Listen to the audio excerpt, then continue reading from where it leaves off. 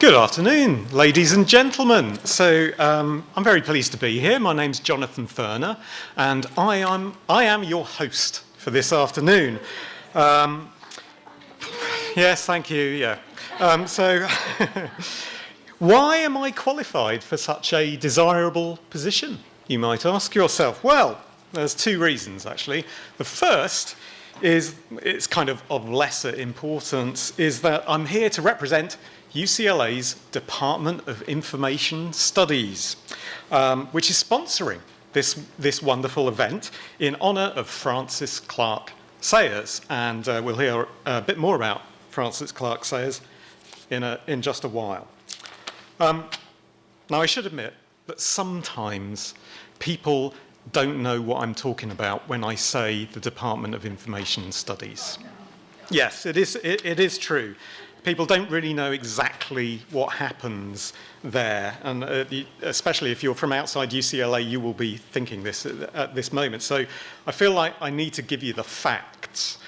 The truth is that the Department of Information Studies at UCLA is the most awesome, most splendid, most inspirational Department of Information Studies in the whole of this wide world. Now, I know what you're thinking now. You're thinking, well, that doesn't actually give me any more idea of what goes on there. But I'm also going to tell you this. The world needs librarians. Our communities need librarians. We need children's librarians. We need young adult librarians. We need manuscript librarians. We need school librarians, academic librarians, corporate librarians, prison librarians, hospital librarians. We need digital librarians. We need data librarians. And not only that, our communities need archivists. We need museum data managers. We need information architects. We need user experience designers. We need metadata creators. We need digital humanities analysts. And you might wonder, well, where do these people, where can we get them? Where do these people come from? Well, I'll tell you that the very best, the leaders of their respective fields, who are out there designing, developing, and implementing new kinds of information services and systems that meet the needs of the members of diverse communities in the most effective but also the most ethical ways, these leaders graduate with a master's degree in library and information science from the Department of Information Studies at UCLA. So, absolutely. So, if you're sitting right there and you happen to be considering one of the most exciting and forward-looking careers around, you are in exactly the right place. Please just come and say hello after the show. The second reason why they foolishly let me stand up here today is that I know Marcus Sedgwick extremely well. I am, in fact, Marcus Sedgwick's brother's wife's ex-boyfriend. We are practically twins. Although, due to a series of unfortunate events, we haven't seen each other for 25 years. So I was actually racking my brains attempting to dredge up some distant memory that will paint our hero in a new, comically embarrassing light.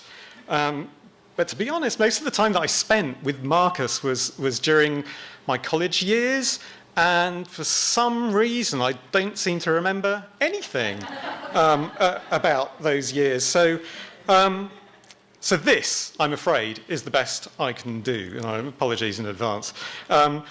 Somewhere out there, probably in mid-Wales somewhere, in a charity shop, maybe, which is what we call thrift stores in the UK, maybe in a bargain bucket. There hides a copy of a 7-inch vinyl record purporting to preserve several songs recorded by a musical group known as the Baba Yagas. And I looked up Baba Yagas on Wikipedia.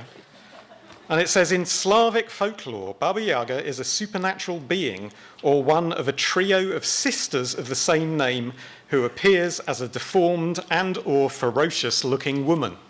Okay, so who were these mysterious Baba Yagas that you found this record by? None other than Marcus Sedgwick and his equally talented young adult novel writing, woodcut engraving, firework juggling, for all I know, brother, Julian. So if you're a Sedgwick completist, as I imagine everybody in the audience is, then you need to book your charter flight now to Wales and go looking for that missing piece. Happy hunting. I need to thank very quickly a few people. I need to thank Laura Lindbergh, Kiana Moore, and Scott Marden in the UCLA Graduate School of Education and Information Studies External Relations Office. I'm going to thank Ginny Walter and Melissa Elliott for what they're about to do, and Mary Menzel for what she's about to do. I want to finish by asking you to think of your favourite librarian, past, present, future. Maybe they put you on to Marcus Sedgwick. Give them a cheer now. Think of your favourite librarian.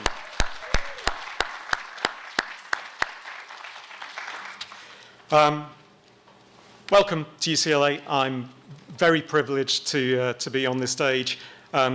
Enjoy yourself this afternoon. We've got some great things lined up for you, including the results of the Letters About Literature competition, which I believe Mary Menzel is going to come and tell you about.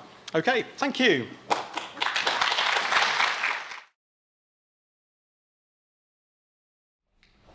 Oh, they're so beautiful and so young. Great, just great to see them here. So welcome to the annual Frances Clarke Sayers Lecture. How many of you know who Frances Clarke Sayers was? How many of you don't know? It's okay, because I'm going to tell you. It is my pleasure to honor her memory by telling you a little bit about Frances Clarke Sayers. My husband used to say that to be a distinguished librarian, you had to have 3 names. Frances Clarke Sayers. She was a legendary librarian, author, lecturer, and advocate for the very best in literature for children.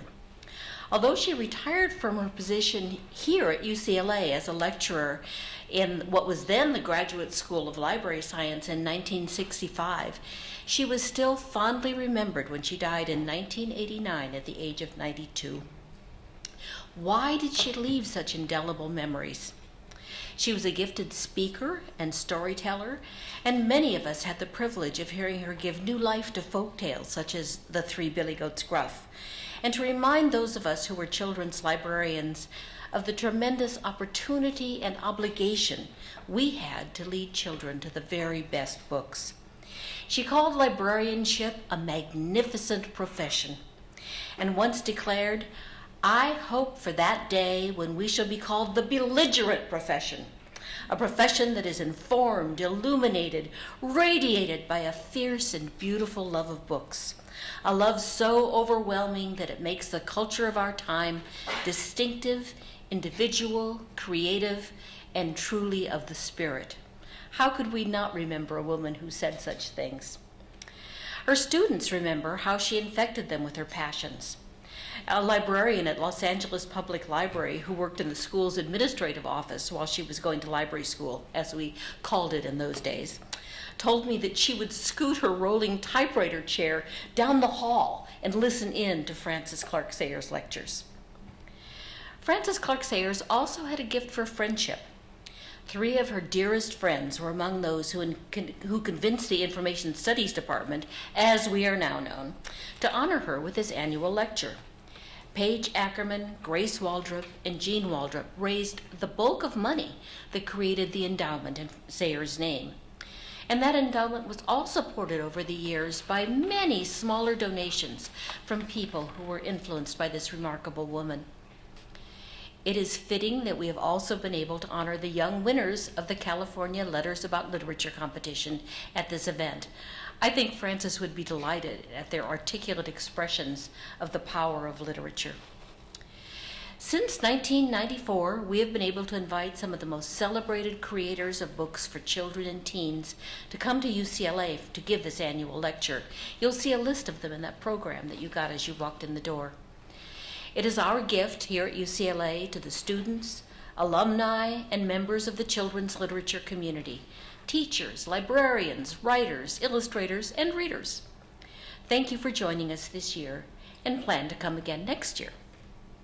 And now it's my pleasure to introduce one of our distinguished alumni, Melissa Elliott. She got a good job when she graduated and went on to become a leader in her field, as we expect them all to do. She is currently the head of Young Adult Services at Burbank Public Library. And she has also been recognized for her extracurricular work that actually started when she was still here at UCLA, serving incarcerated youth and beginning a program that's called Books Beyond Bars that exists to this day, bringing books to the young people who can't get out of their detention center to go to the public library. They get library cards and are encouraged to find the library when they are freed. Melissa, please.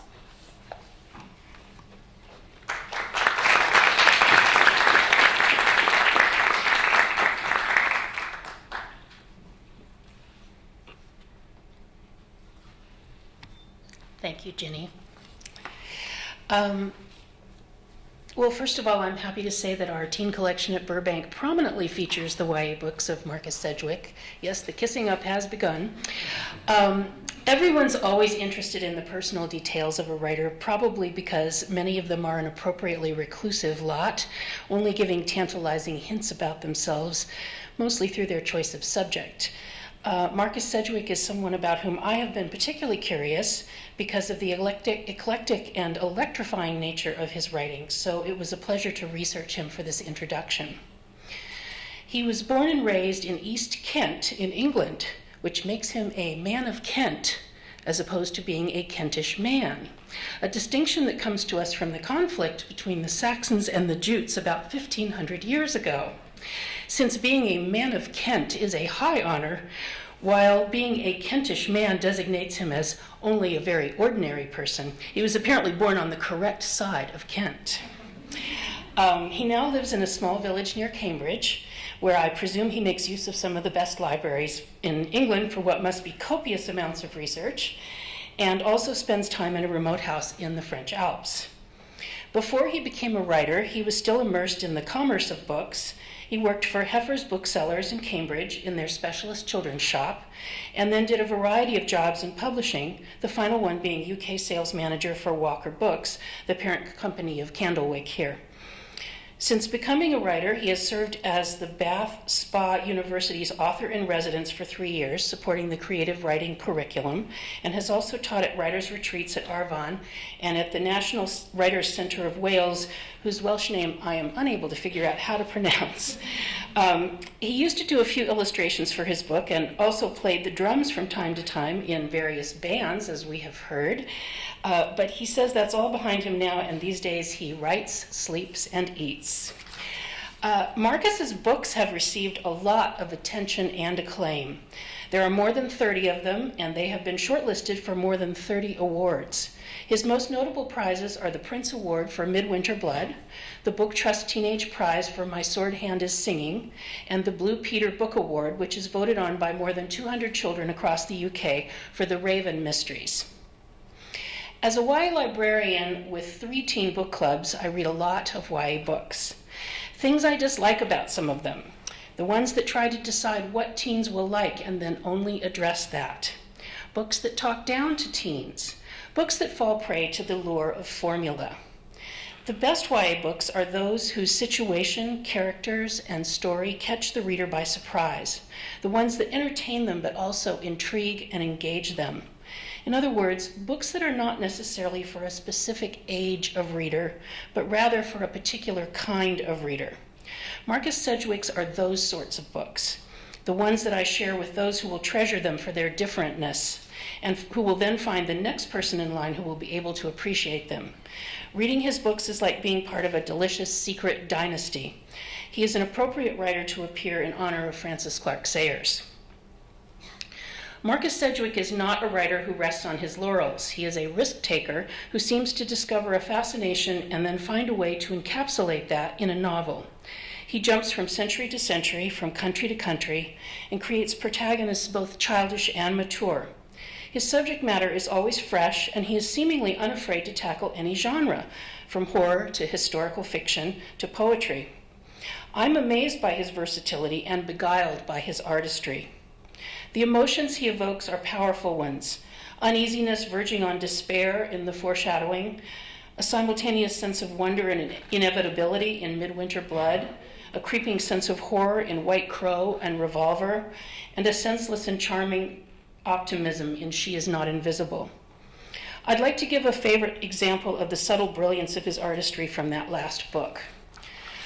She Is Not Invisible has a contemporary setting. It begins in England, but it primarily takes place in New York City, and it's narrated by a blind girl named Lorith. Lorith's father, who is a writer, is supposed to be in Austria, but his precious notebook, which never leaves his possession, has somehow turned up in the hands of a stranger in New York City, who has emailed to claim the reward offered inside its front cover. Lorith, worried about her father, takes her 7-year-old brother Benjamin and gets on a plane from London to New York to find him. What is so wonderful to me about this book is that since he wrote it as a first-person account from the viewpoint of a blind girl, nothing is described visually. You don't think of that as such a big deal until you realize how visually dependent authors are as they set the scene for the reader. People are described by how they look, their complexion, what they are wearing. Rooms are painted for you with colors and styles of furniture. Streets are either grim-looking or festive, but not here. As you read, you experience the world by holding the hand of the sighted Benjamin and having it interpreted for you through the filter of a bright 7-year-old's perspective. As Lorith, you hear voices and sounds, smell smells, feel textures, but there is absolutely no visual to this story. Questions from Lorith and answers from Benjamin, plus her faith and confusion and confidence and fear become yours, as if it is you whom Benjamin leads by the hand. This is only one impressive, skillful achievement by Marcus Sedgwick, and he is here today to talk to us about another, his newest work, Haunted by the Spiral, The Ghosts of Heaven. So may I now present Marcus Sedgwick.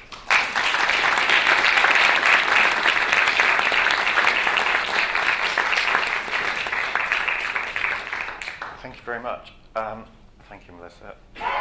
That was a very, very generous and flattering introduction. And thank you, John, too, for your slightly less flattering. No, okay. I just had this awful feel it was about to just go off into a best man speech. Anyway, and if you do want one of these records, we printed 500 of them, and 487 of them are in a box at my mother's house. Now then, I am absolutely delighted. It's really a thrilling thing to be asked to come here. It's my first trip to LA. It's my first trip to California.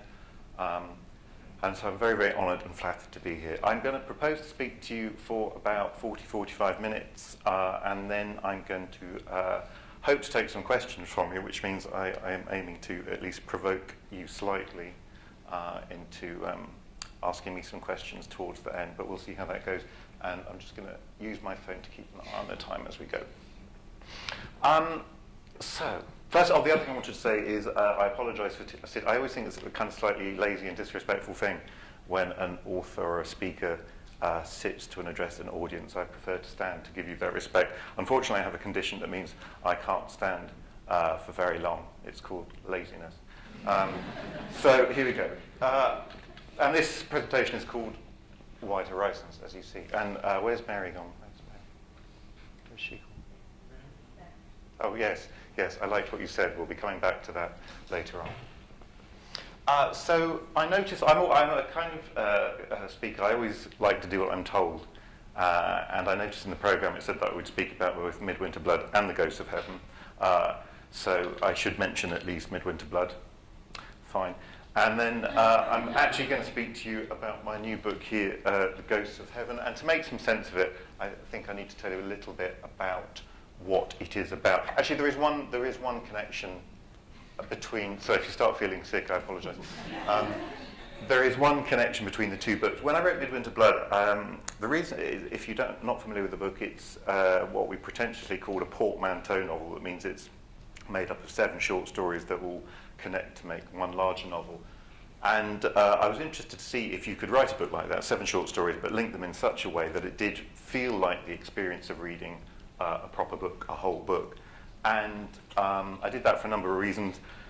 The most predominant one being that I should also just say, sorry, I should break off. Gentleman in the front row, just before I came up here, reminded me that it's approaching 3 o'clock in the morning in the UK.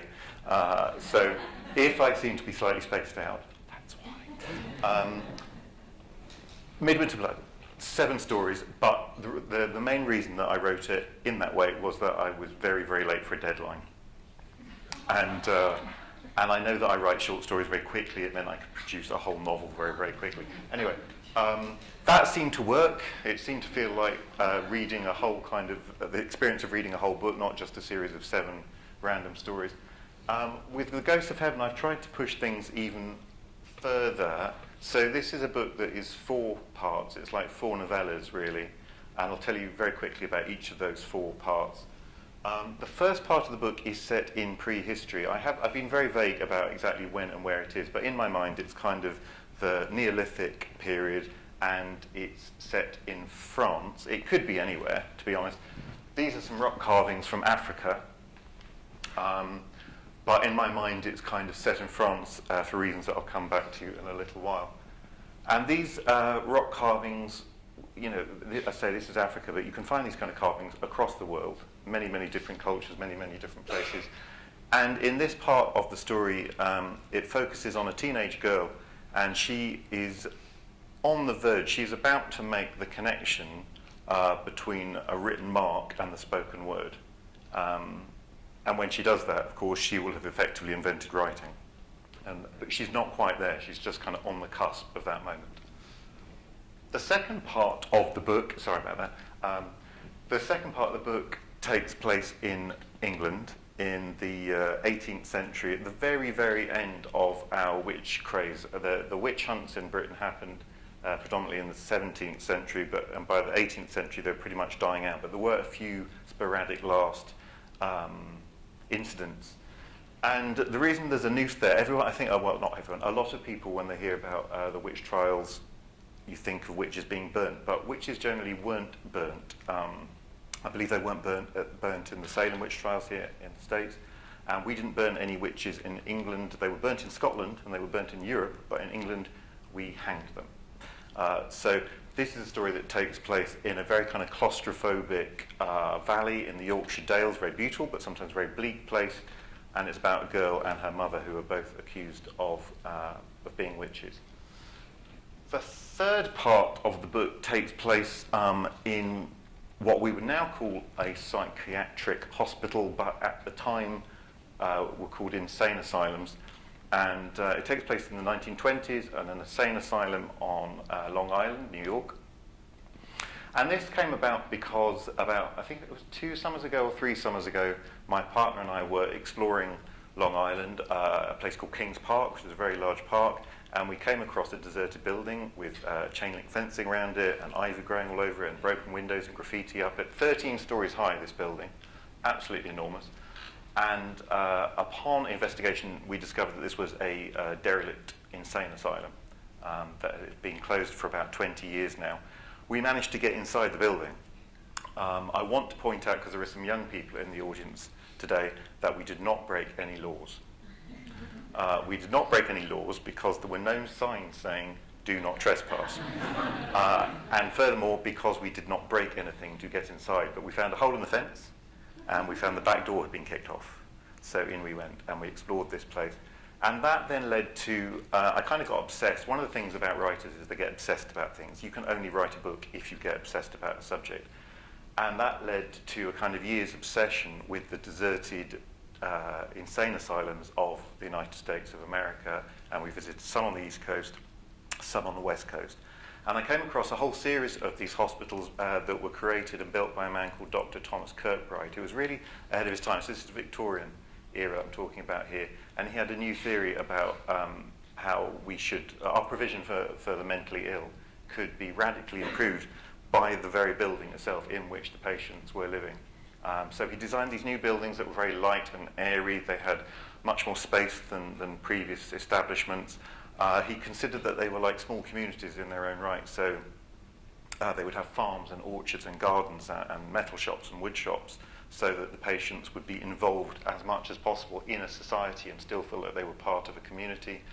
And he published a book on how to build these hospitals, and there were over 100 of them in the States and a few abroad. Most of them now, because of the changes in the way that we care for the mentally ill and obviously the rise of the pharmaceutical approach to the problem, lots of these places have been closed. And this is a shot from inside one in Danvers, Massachusetts, some time ago. It's now a very swanky apartment block. And then the final part of the book takes place in our far future on board a spaceship. It's a spaceship that is travelling to go and settle the first other planet, the first planet other than Earth. And it's kind of a bit of a ghost story in space. So those are the four parts to the book, and what you can probably therefore work out that links these four things is the spiral. You can see spiral rock carving here. The rope, okay, it's not a spiral, it's a helix, a special form of a spiral. The staircase, this is one of those little coincidental things that sometimes happens when you're writing a book. I said I got obsessed about these Kirkbride hospitals. I already knew I wanted to write a book about spirals, and then I discovered that lots of these hospitals had spiral staircases in them. So that was a little bit of a gift, and there's a little bit of a spiral staircase there. And of course, we live in a spiral-armed galaxy, so no escaping spirals. I have been obsessed with spirals ever since I was about 16 or 17. It seemed to me that they're very interesting, beautiful, mysterious, and powerful, and that they have some kind of meaning. And the more that I read about them over the years, the more I discovered that other people also felt that they have some kind of meaning. And The Ghost of Heaven is really an attempt to try and wonder what that meaning might be. So what is it about the spirals? Well, first of all, they are all over the place. We find them in nature here. I mean, they appear in many plant forms. You think about the tendrils of climbing plants. Here in a sunflower head, you get not one but two sets of interlocking spirals radiating out like this, and then another set going the other way. The fantastic thing about this, and whether you think this is fantastic or not depends on the kind of brain you have, but bear with me for a minute. If you count the number of seed heads going that way, and then you count the number of seed heads on the corresponding spiral from the other side, it's not an even number. They don't match. But if you take any two pairs of those numbers, what you get are successive sequences in the Fibonacci sequence. Half the audience now falls asleep and rolls its eyes, and the other half are going, yeah, cool. Either you dig this stuff or you don't. I happen to dig this kind of stuff. Here is another very mathematical, this is a seashell called the Nautilus. You cut it in half, you get a perfect or near perfect, apparently logarithmic spiral on the inside. This is a tiny, tiny level. Particles indeed of space that have travelled across the universe can be caught by clever people in bubble chambers, cloud chambers, like the one in CERN in Switzerland, and they leave behind these very beautiful ghostly trails, very often with spirals forming inside them. And also down at the very smaller end of the scale, we ourselves, we're only here because of DNA, which, as you know, is a double helix, another double spiral form. And spirals occur in art as well, and I put this one in because it's an American piece, Robert Smithson's Spiral Jetty in Utah from 1970, but you can find spirals in the works of Escher and Bosch and Blake. You don't have to look very hard, and you'll find spirals again and again and again. Now, just while we're on the subject of maths, here is a rectangle, but this is not any ordinary rectangle. I'm sure some of you will know this thing. This is a rectangle called the golden rectangle. It conforms to what we call the golden mean or the golden section, which describes the ratio of any two things, the side of a rectangle to its height. So the way this works is this. If you take the ratio of the short side of this rectangle to the long side, that is the same as the ratio of the long side to the combined length of the two sides. It sounds very complicated when you say it. It's much easier to look at in practice. What you do with this, and this is an idea that goes back to the Greeks, if you're unfamiliar with this, idea that goes way back to the Greeks, who thought that this idea of the golden mean was the most beautiful set of proportions of anything, be it a doorway or an iPhone or whatever it is, that it is the most beautiful, pleasing shape to us. But interestingly, the universe seems to think so too, because this ratio is encapsulated by a number that's called phi. It's 1.618, and on it goes. It's an irrational number, so it never finishes. And that number can be derived in a very interesting way that, again, relates to the spiral. If you add a square to the side of that rectangle, and the square is obviously of side A, where we have the original rectangle, that bigger rectangle is also a golden rectangle. And you can keep on doing that. If we add a new square up here, this new larger rectangle is again in the golden proportion, and so on, and so on, and so on. Now, if you draw a nice little intersecting set of points around here, we produce a Fibonacci spiral. And if we plug the numbers in here, so if we say this is square with side length 3, then this one must be 5, which means this one must be 8, which means this one must be 13, and so on and so on. And if you take any two of those numbers successively and divide them, you get the number 5, 1.618. Or I should say, you're getting closer and closer to it the larger pair of numbers that you take. So the universe also seems to think that spirals are beautiful and cool. It's not just us. Now, as I said, I'm not the only person to think that spirals have a meaning. And spirals have been with us for a very, very, very long time. Here is a spiral found on a piece of Celtic work in Newgrange in Ireland. Newgrange is a burial tomb. It's one of those really extraordinary ones where on a couple of days every year the sun shines down the entrance chamber and illuminates. And we don't know exactly what is going on with this thing. People have made suggestions about why these days are important or what it's supposed to signify. But so we can only sort of really guess at what the meaning of the spiral might have been to some earlier. I hesitate to use the word primitive people because they were clearly very, very advanced at the time. And here's one, this particular form of spiral, this triple spiral, which appears not just in Celtic art, but in many places across the world. It's called the triskelion. There it is in slightly clearer detail. And there's one theory about the possible meaning of this shape. Bear with me again, please. If you get a pole and you stick it in the ground, and then you take the projection of the sun at the same time every day, and you see where the sun, say you take noon every day, and the shadow of the pole falls down onto the ground, and you mark the tip of the shadow at noon every day. And if you do that successively over the next 3 months, what the shadow will draw is one of these spirals, a double spiral. It works its way in, and it works its way out again. That's taken 3 months. Therefore, the suggestion is that 3 of these double spirals is 9 months. What's the most famous example of 9 months to human beings? Mothers in the room will know what I'm talking about. So it's been suggested that this is a fertility symbol. So we can guess at some of the meanings of some spirals, but others remain elusive. Now, the other thing about spirals is that they seem to have this innate, mysterious kind of nature. They're often used, you can see this kind of thing to be suggestive of hypnotic powers, or you're watching some kind of film and you want something a bit goofy and weird and spooky. And if you're interested in trying a small social experiment, would you be up for that? Yeah. So just stare into the center of the spiral. Find your quiet place. And then when you're ready, just repeat after me. I will buy all of your books. No, don't. I'll get in big trouble. The spiral. Now, where have these things come from? Here is a set of 6 categories of marks or drawings. These are called entoptic phenomena, and you find these in a couple of different places. The first place that you find entoptic phenomena, you might guess from the word optic in there, is in the eye.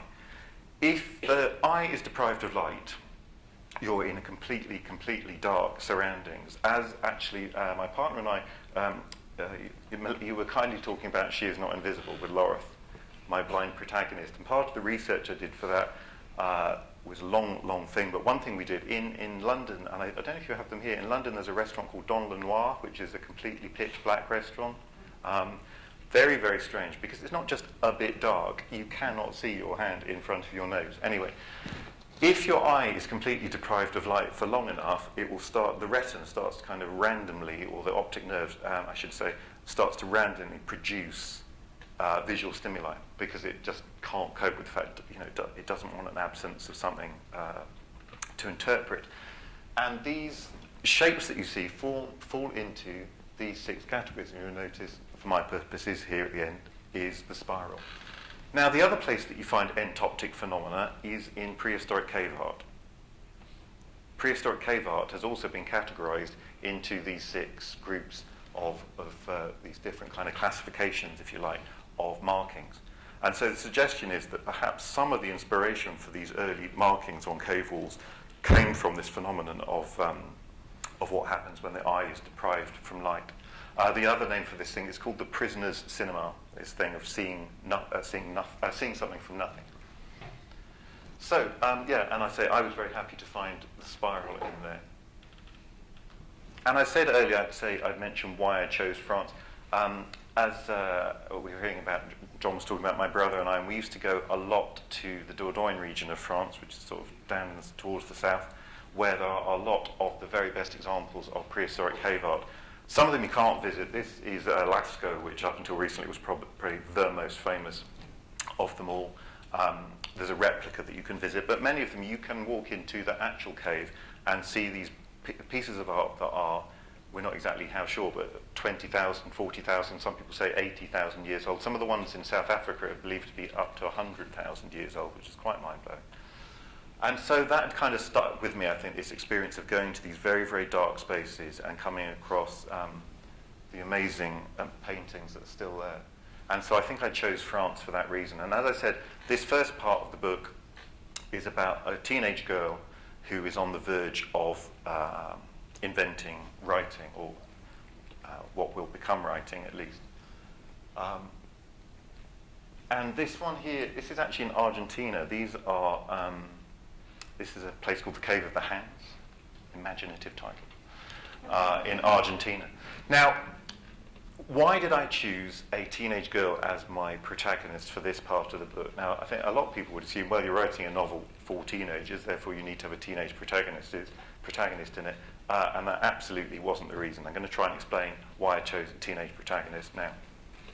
First of all, one of the very nice things that has only relatively recently been discovered is we used to think that these amazing cave paintings were all done by the shaman, the wielder of magic within the community, going into this dark space and communing with the spirits, creating these paintings of hunting scenes or whatever it might be, for what purpose, we can only guess at really.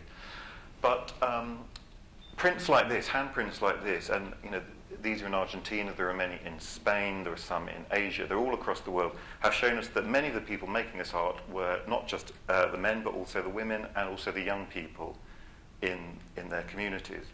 And I thought that was a very powerful idea. So I decided I wanted to work with a young woman who is about to make this discovery. But there's an even more important reason why I chose a young woman. And this comes to an idea that is something that really makes me very angry. And I'm guessing that, I don't know, I'm not as familiar with American media as with British media. But what happens in the UK, if you ever hear about a teenager in the British media, on the news, in the press, it's because they've done something dumb.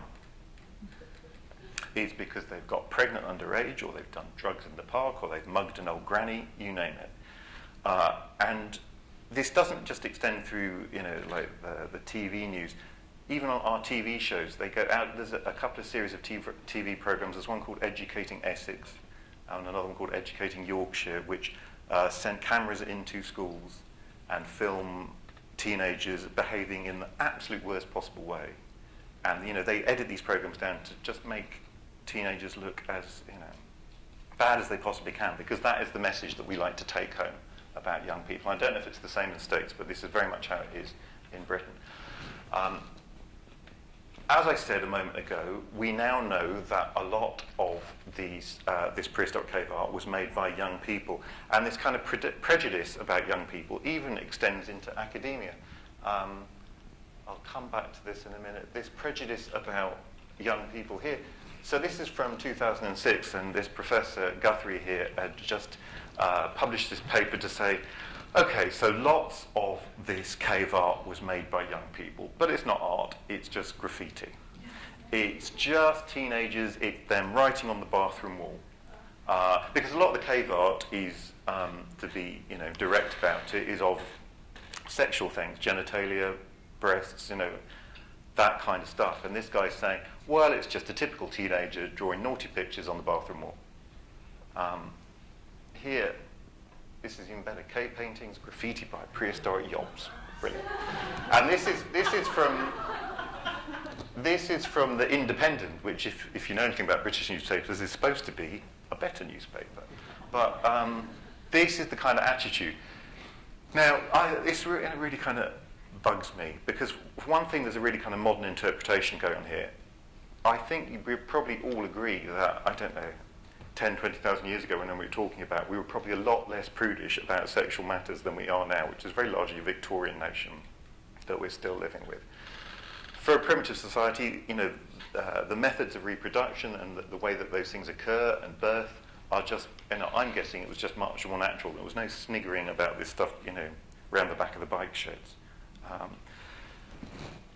Here, I want to kind of interpret this slightly differently.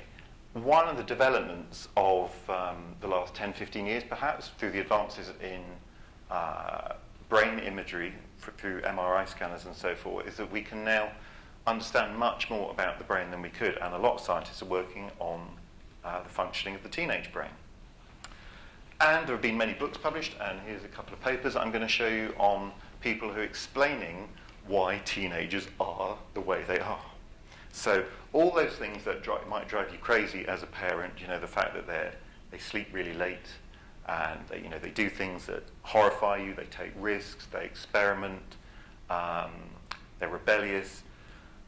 A lot of this stuff has now been explained in academic papers and various popular books, showing that the teenage brain is a different beast slightly from the adult brain.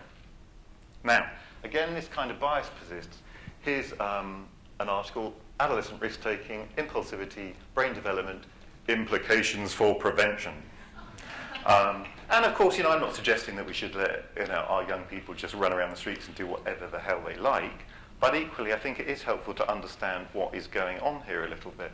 And so, here, and again, academic paper saying, look at the way these teenagers are behaving, and isn't it terrible? I'm here to suggest, actually, the reason we're all here today is because of the teenage brain. And to do that, I'm going to use the help of this man here. Who's this now? It's not my dad. This is Charles Darwin. All the photos of Charles Darwin, it's always this one with the big beard. I'm sure he didn't always have this kind of hipster beard, but anyway, he was ahead of the curve in many ways. Now, let's talk about, so this society that I'm writing this book in, let's say the Neolithic, so let's say it's 10, 12,000 years ago, something of that ilk. Life expectancy at the time, not great. Yes, we know that a very few lucky individuals, we have found bones from skeletons who are 60, 65, even, we guess, 70 years old. But that was the exception. Most people will have died very young from, disease or accident or, whatever it might be. Therefore, it stands to reason that the bulk of our population are, wait for it, teenagers. If you think about this in, again, really blunt, direct terms, and from this man's point of view, all we need to do as a species is live long enough to reproduce, to pass our genes on to our children and create the next generation. And obviously we can do that as soon as we become pubescent. If it is the case that the bulk of the population were teenagers, I think actually there's a very good reason why we were the species that dominated and survived. We outcompeted the other competing hominid species of the time. All those things that drive parents crazy, I was just saying those things, risk-taking, experimentation, we can look at them in a much more positive light and say they were the things that got us to where we are here today. That's why I chose a teenage girl to be the one who discovers writing, in the same way that it may have been a teenage boy who invented the bow and arrow. So, to quote Mr. Darwin, it's not the strongest or the most intelligent of the species that survives, it's the most adaptable. And what makes a species adaptable? But the ability to experiment and do something different and take risks. So that's why I chose a teenage protagonist. Now at this point, I was doing my research, everything's going on fine, I'm thinking, yeah, it's cool, write about this young girl, she's going to make the discovery of writing, I'm going to set it in the Neolithic period, and then I realised there's a problem. This is the problem. How do you write authentically about, yeah, I know, this is great, isn't it? This is the way it was. Absolutely. Here we have a brontosaurus. Couple of problems here. Vegetarian. Weren't around at the same time that man was. And actually we now know it never even existed. I don't know if you've ever been to the Natural History Museum in London, but it's famous for having, I think it's actually Diplodocus, but whatever the beast is, it's been in the entrance hall of the Natural History Museum for, how long's that been there? For forever. We now know it never actually existed. So, but it's still there, it's a big fuss, no one wants to take away the Diplodocus from the Natural History Museum. Do you remember this movie, Hammer movie, 1960-something, Racker Welsh, 1 million years? This is the problem with writing about prehistory. How do you do it realistically? If you remember this film, whenever you read anything about, cavemen, everyone's got really hard, guttural names. All their names have lots of K's in them. They're all called Tupac. No, that's wrong, isn't it? Kodak. No, that's wrong, isn't it? But that's the kind. They all have these names with lots of K's in, and it's all very hard and aggressive. And for all we know, the Neolithic, the language they were speaking, it could have been very, very mellifluous and sibilant and lyrical language. I'm not saying I know that it was like that, I'm just saying we don't know. So how was I going to write this section of the book? I needed some way to kind of make that authentic. And I also didn't want to write dialogue. I didn't want to have names, and I didn't want to have dialogue. So I thought, how can I go around this? The solution, I decided to write this first part of the book in blank verse. And I'm going to read you a very tiny bit from this section of the book, just so you can see how that effect works. And I did this, just to say, to try and distance us slightly from this world, to make it seem mysterious, but also to somehow make it inauthentically authentic. And what's happened at this point in the story is our girl, who's been kind of fishing around the edges of this idea of making marks, has gone with an older man who's, at the moment, he's the one who's kind of doing the cave paintings, but they don't mean any spoken words at this moment. And they've gone to a cave to make their marks, and then they're attacked by a cave lion that springs out of the darkness and kind of rips the head off of the shaman figure and leaves her. So she has to do this job. She's suddenly thrown in to do this job. She makes her way into the cave, and then there's a rockfall, and she is trapped in the cave. She's got a torch that's flickering and going out, and she's in the darkness. If there was a way, she thinks, to make a mark in the sand, and that mark to be known by all, and that mark to have a meaning known to all, there could be different marks for different meanings. Then there could be a mark to mean go, and one to mean follow, and one to mean find, and one to mean help. And then she thinks there could have been a mark to mean run. And if she'd made that mark in the sand, then her people might have seen it and run, and not died in the sand by the dying fire pit. Now that she understands, it seems so easy. The marks in the sand, they could be charcoal on rock, or charcoal on deer's dried skin. They could have used them to say, go here, do this, I am there. They could even be used, she thinks, to dream. But this is an idea that will die in the dark before it even leaves the mind of she who goes ahead when others fall behind.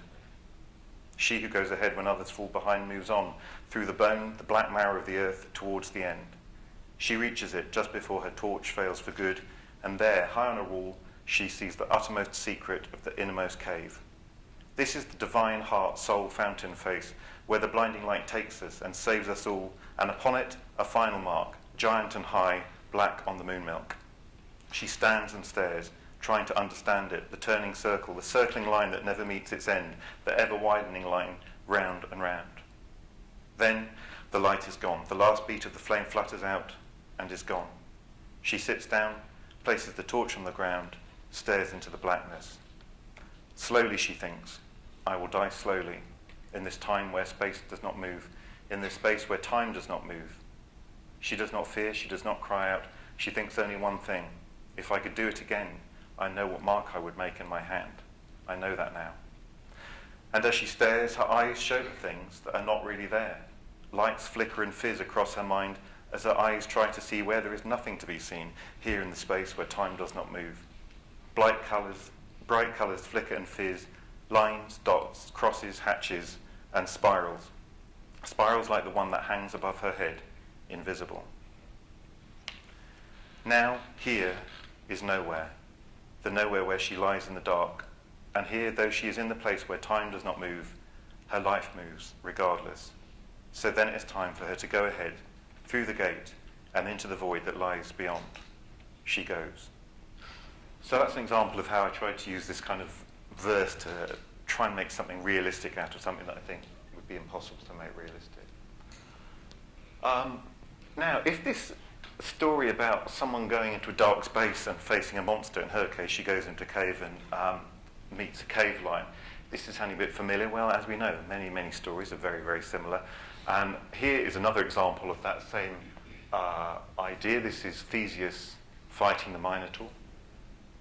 Here's another engraving of a classical sculpture of the same scene. This is Burne-Jones, Victorian painter, painting the same scene of Theseus going into... I love... my daughter studies Latin at school. She tells me Latin isn't really as easy as going Labyrinthus Minotaurus, but, you know, there you are.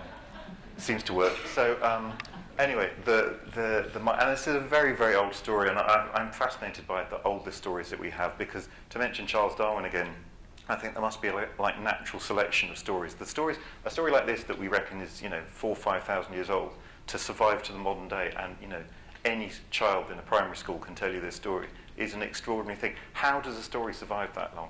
The strong ones survive, and they survive right up to the present day, to bring the story of the Labyrinth and the Minotaur up to the modern day here. If you remember Stanley Kubrick's 1980 movie The Shining, and I mention this because the Labyrinth doesn't appear in Stephen King's original novel. The Labyrinth was an invention of Kubrick for the movie. And what happens? The maze at the end of the film, the monster is found in the labyrinth as Jack goes crazy. And if you think this is just a strange piece of supposition, well, it's worth remembering that the name of King Minos' palace means in Greek the palace of the axes. What's Jack got in his hand there? And it's also worth remembering that Stanley Kubrick's first feature film was made by his own production company called Minotaur Films. So he knew what he was doing when he put a labyrinth in this film. Here's another very, very old story about someone going into the darkness to face death. In this case, literally death itself. Orpheus went into the underworld to rescue Eurydice in the most famous form of the story. Eurydice, his wife, has been bitten by a snake on their wedding day and has gone to the underworld.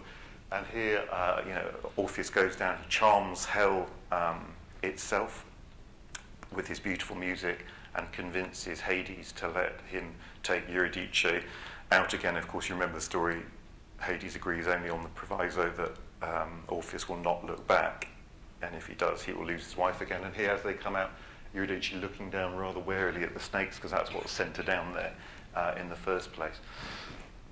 So, and bring that story right up to date. I mean, here's from the 1933 John Cocteau's version of Orpheus, very beautiful, mysterious film. So these stories have lasted a very long time, and it's a very powerful thing.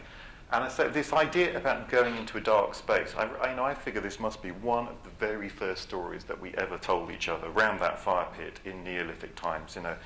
We're moving, we're going to settle a new place, there's this cave, someone has to go in, and find out whether it's safe. Will it be safe, or will there be a lion or a bear or something dangerous inside? Our hero then will maybe emerge triumphant, having killed the beast, or maybe we'll meet tragedy and never appear again.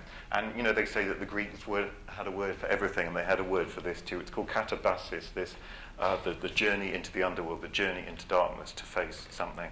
But this story is really part of a larger story, and that larger story is a bigger story about exploration. And again, thinking about the things that define us as human beings, one of the absolute fundamental things that we do is we explore.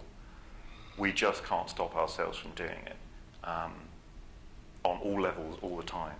Exploration. So as I said, the end of my book takes place on this spaceship that is going to go and settle, hopefully, a new planet, because the biggest problem facing us probably is that of overpopulation. It's the one that politicians don't want to talk about because it's kind of insurmountable problem. It's not very, the solutions aren't very palatable.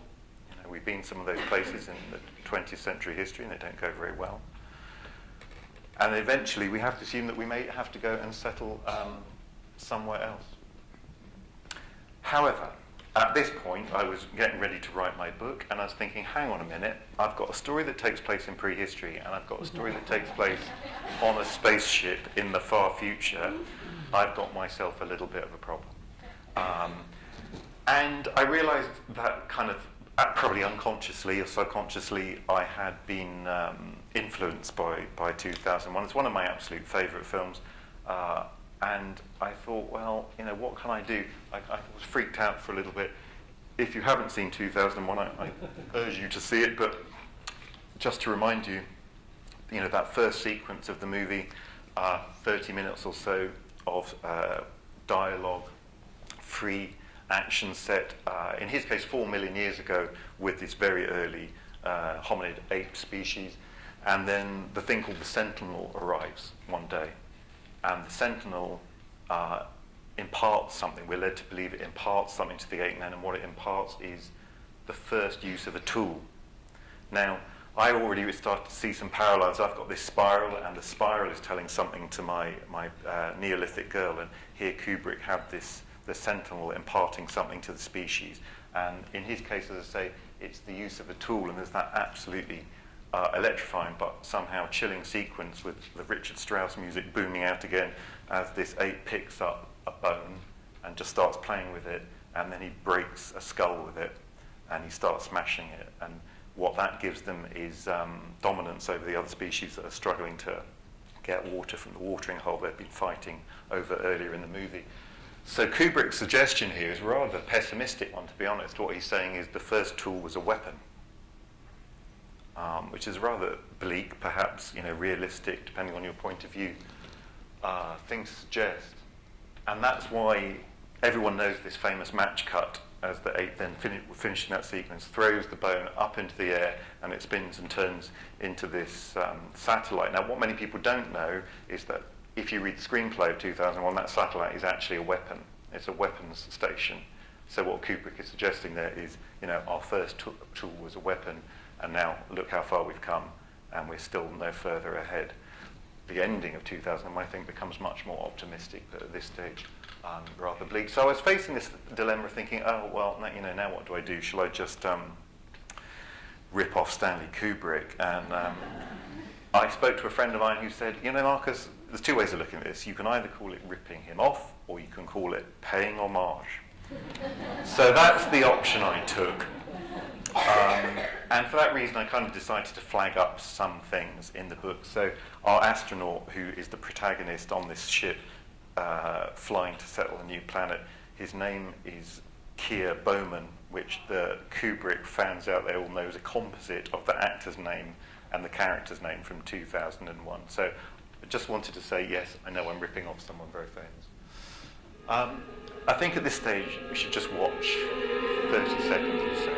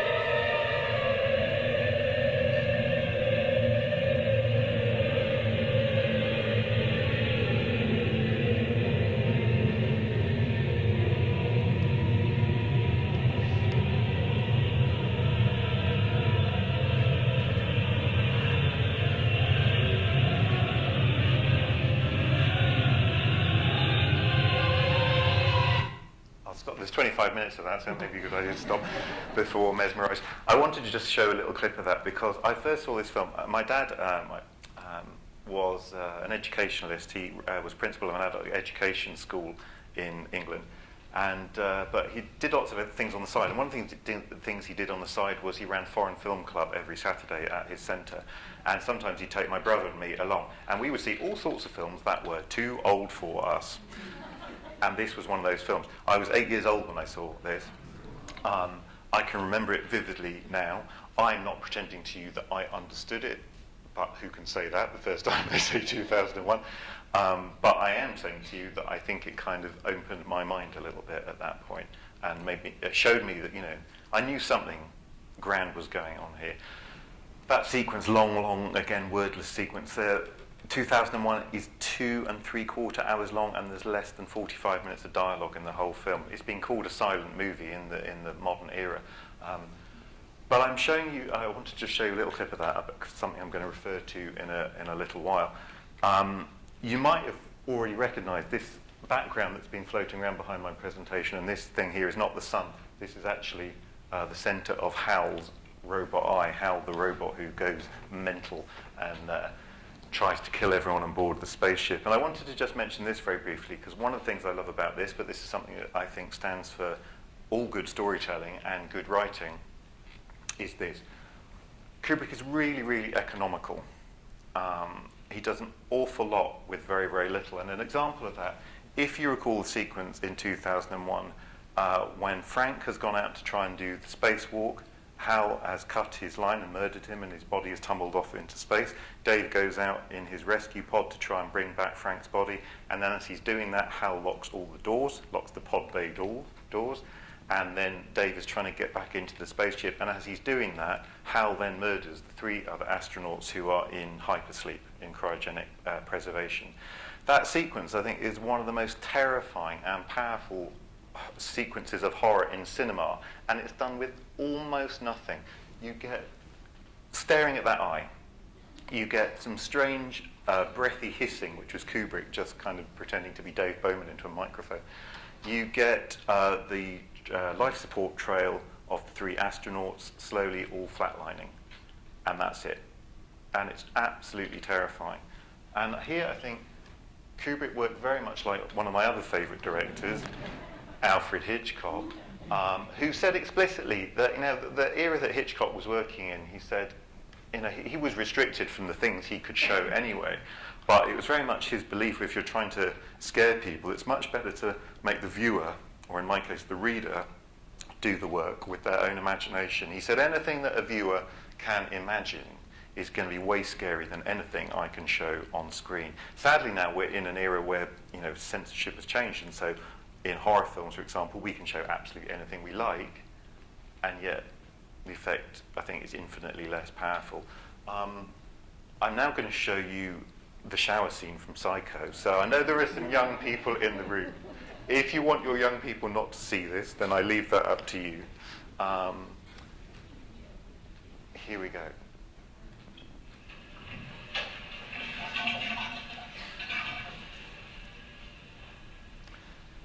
It's worth saying, by the way, this was the first time that a toilet ever appeared on film. It's relevant. It's relevant.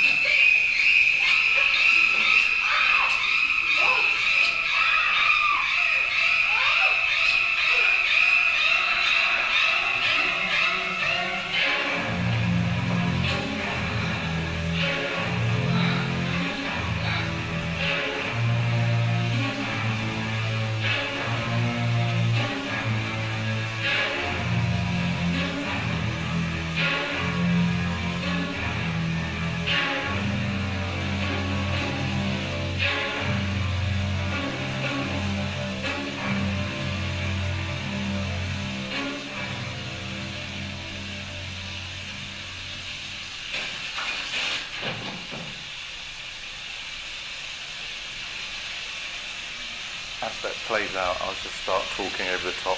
As I said, this was the first time that a toilet was ever seen in an American movie, and Hitchcock had to fight really, really, really hard for the censor to let him show a bathroom and a toilet. So part of the effect he was achieving here was, we know very famously that he murdered his leading lady, the incredibly famous Janet Leigh, within the first 30 minutes of the movie. That was a shock that no one saw coming. They probably weren't even expecting anything to happen in this bathroom, because we're already thinking, well, hang on a minute, we shouldn't really even be in a bathroom, we shouldn't be looking at a toilet. But the real reason I wanted to mention this sequence is this. One of the things, you think about what a film has in its arsenal, in its storytelling arsenal. Films have so much to work with. They have sound and music and colour and dialogue and acting and montage and cinematography. And the list goes on and on and on. And one of the things that you can do so well in films is a thing like this. Here, right at the end of this sequence, and Janet Leigh collapses on the bathroom floor.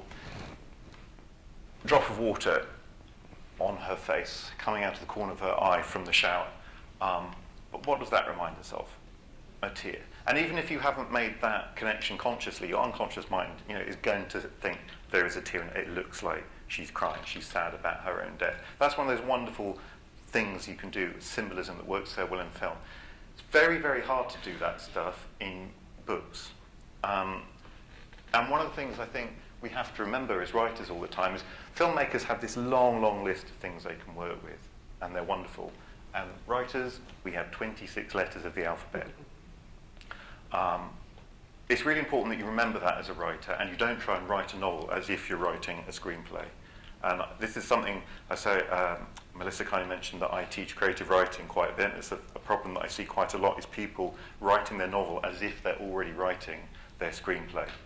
And because we know, so many films are now being made out of the YA novels, it's very easy to think, yes, this is going to be my big thing. And maybe even it's not a conscious decision again, but on some lower level, because so many of us are so much more familiar with books, with films and books. We see many more movies than we read books. People are sort of getting into this kind of lazier way of writing. And it's very important that you remember that this is all you have to work with. And there are some things that books can do better than films. I won't go into what that is now because we don't have tremendously long. I said I wanted to wind up by trying to ask you some questions that might provoke some questions back for you. So I'm just going to finish off by asking a few questions. Now, when I first became a writer, this was the question that I got asked all the time. I started writing books for children, for teenagers, and people said, why did you choose to write books for teenagers? And I used to stumble out some kind of hesitant answer, never really very satisfied with my answer. I now write adult novels. My first adult novel came out last year in Britain, and just earlier this year in the States. And since then I've been asked a new question, which is this. And I have been hesitantly stumbling out an answer to that. And the first time someone asked me this question, I was at a kind of, it was a launch event at my publishers, and they were having an evening with 6 new crime writers, because my book is kind of a crime thriller thing. And there were a bunch of journalists, reviewers, bloggers there. And I was in a group of 4 people, and the lady opposite said to me, so why have you decided to write books for adults now? And I opened my mouth and I was hesitant and think, how do I answer this question? And before I could even answer, the reviewer from The Guardian standing on my left said, because he's grown up. And this is the kind of general prejudice you get about being a writer for children.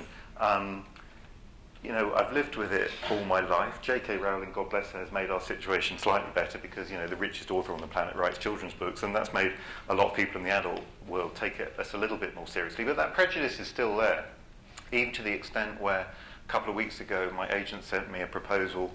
She said, this publisher are interested, they're getting people to write monograms on various things to do with landscape and nature. They're interested if you would write something on a subject of your choice to do with the landscape. And they had all these adult authors, and then they were asking me. But they said, because you haven't written for adults before, we need to see a sample from you. And the implication in there is that somehow if you write for young people, you must be intellectually retarded in some way. And that goes, I remember a story from the 1980s where a very large publishing house in London, who I won't mention, but their name rhymes with HarperCollins, at Christmas sent out to every adult author on the list, they sent them a bottle of whiskey. To every children's author, they sent cupcakes. So again, there's this kind of inherent sort of implication that we children's writers are somehow, just retarded in some way. Here's a more pertinent question: what's the difference? And this is a question comes up a lot at the moment. I find it very hard to answer.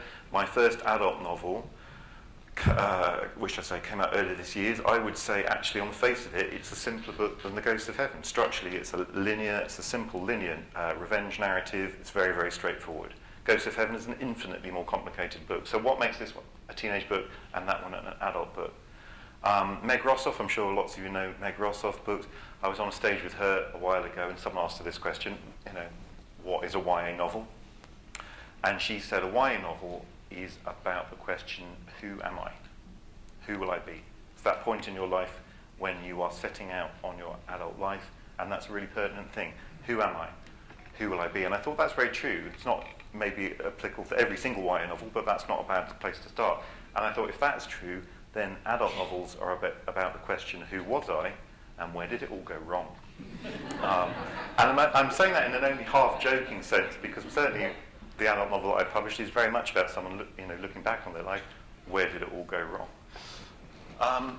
There's another even more pertinent question that I like to ask, which is this, but that's what really goes through my head every time someone starts talking about this, but I know we do need to care about it, because as much as I think, I'm the writer and there's a reader out there, I just write a book to please me. I hope there are readers out there who are pleased by those books, but of course we do need the people in between, the agents, the publishers, the librarians, the booksellers. Books have to be shelved. They have to be put somewhere. Even in Amazon, they have to go in a category. In a library, they have to belong to a place. So it does matter, I guess. As to what is YA, what is it that defines YA? Is it the age of the protagonist? I really don't think so. I've had this argument with people. I know some people still really think that YA books have to have YA protagonists, and I really, really don't think so. Theme, perhaps, I say, who am I, what will I be, that kind of thing. Suitability, and I mean this in many different ways. I mean in terms of, the language and the content. But in terms of language, I think by the time you are 14, your reading ability, in a purest sense, is probably as good as it's ever going to be. You will learn more vocabulary as you grow up, and I think, I learned a new word yesterday. I hope we go on learning new words for the rest of our lives. But in terms of your ability to sit and digest a book, 14, 15, 16, I don't think I was ever any better reader than I was then. The kind of language content, I don't really think so. Familiarity, I got in an argument on Twitter a while ago with a librarian in the UK who said that teenage books had to have teenage protagonists and teenage themes because teenagers wouldn't understand anything else. And again, I found this deeply, deeply insulting. Those wonderful speeches we had from the two girls at the beginning, and we were hearing about To Kill a Mockingbird. Now, here's another book that was, I studied To Kill a Mockingbird at school. Sadly, there's a man called Michael Gove who's tried to take it away from us, but anyway, people are trying to fight that now. I'm going to mention another classic American book, picture book called The Snowy Day. Remember Snowy Day, Ezra Jack Keats? So, that is the first picture book I can remember. As you heard, I grew up in East Kent. This is rural East Kent in the early 1970s, and the first black face that I saw was from The Snowy Day. In my entire time at school, there was one black boy. What else is a book for, apart from to show you things that you don't know yet?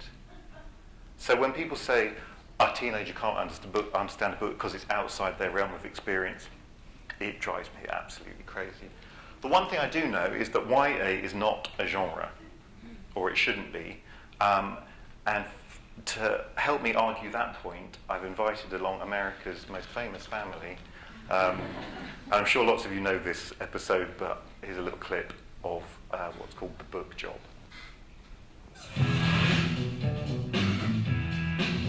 Okay, we kissed a lot of tweeny books. What's their MO? The heroes are all orphans. And they're set in a place kids relate to. Say, a school. But it's actually magic. And the protagonist always discovers that he is supernatural. Okay, our book will be about an orphan who goes to a magical school where he discovers he's a vampire. Vampires? Like these? Huh? Or those? Huh? Or these guys?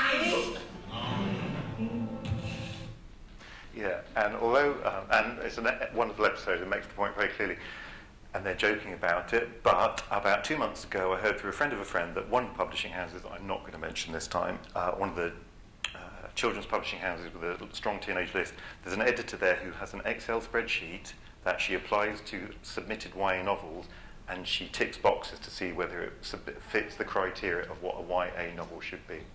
Yeah, I know. I was horrified when I heard that.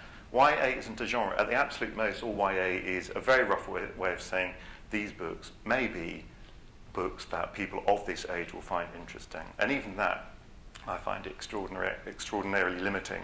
As soon as you call something a genre, and I'm saying this because I'm increasingly seeing references to the YA genre on blogs and on the internet in general. As soon as you call something a genre, you are limiting it. And to me, the exact opposite of what the teenage experience is limitation. What is the experience of being a teenager? As I said earlier, it's things like experimentation, risk-taking, and rebellion. But perhaps more than anything else, it's an open mind.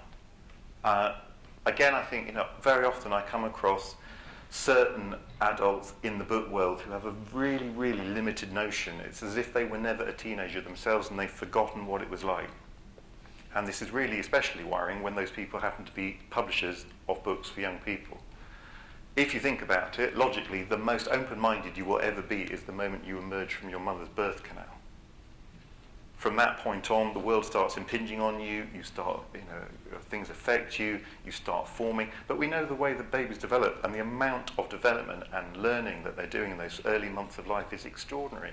There's a classic, famous psychological test where if you give an average 5-year-old, you give them like the empty water bottle and you say, what could that be? And the average 5-year-old apparently can tell you 196 things with, using their imagination that a water bottle could be. It's a spaceship, it's a rocket, whatever it is. You do that test again with 15-year-olds and they can come up with about 5 things. Do that test again, I haven't read the data on this, but do that test again with adults and they'd say, I haven't got time for this nonsense, what are you talking about? I'm busy. I think, it's a worrying thing that many of us get less open-minded the older we get. And to me, the thing about YA being called a genre is especially annoying because to me it's about having the widest horizons possible, and that's why this talk is called Wide Horizons, which is why I'm so glad that you picked up on it earlier on. And I've had some interesting reviews of Ghosts of Heaven. There have been some good ones. The worst one was unfortunately the most high-profile one, which was in the New York Times. And the reviewer there, I just simply think that she had a very different opinion of what a book for young people should be. She directly said there is no teenage protagonist in this book. I mean, there is, but and she just clearly had a sort of different opinion to me of what reading should be about. She also said that it didn't explain what it meant. I don't want to write a book where I tell you what it means. I want to give a reader some intelligence and think they might be able to work it out for themselves. But on the plus side, I've had some really lovely letters, and just to conclude, this is a letter I had about a month ago from a teenager from America who'd read The Ghosts of Heaven, and she wrote me a very long email, and she clearly understood that she wasn't supposed to understand it. As I said that day when I was 8 years old and my dad showed me 2001 on a massive screen, I didn't understand it, but I knew something important and powerful was going on, that something has stayed with me for a long time. And this is what that girl wrote to me a month ago. It has to be the most confusing and frustrating book I've ever read. But then she said, but I still love it. So there we go. I've spoken for longer than I intended to, but I don't know if anyone does have any questions, and either about this or just books in general. Yes, certainly. Do you think Kubrick meant that rectangle to be? Oh, the HAL 9000 to be. I don't think it is actually, but that would be nice. The level of detail that he went to in his films is extraordinary. We know he was a complete control freak, so there are a lot of little hidden things in there. Whether that one is or not, I don't know. Yes, certainly. You spoke about Kubrick and Hitchcock as filmmakers working with a lot of economy. Yeah. And so the sparseness was part of the surplus, as it were, right? And so I was wondering if you have, what your experience with James Joyce's Dubliners is, where it's really, really short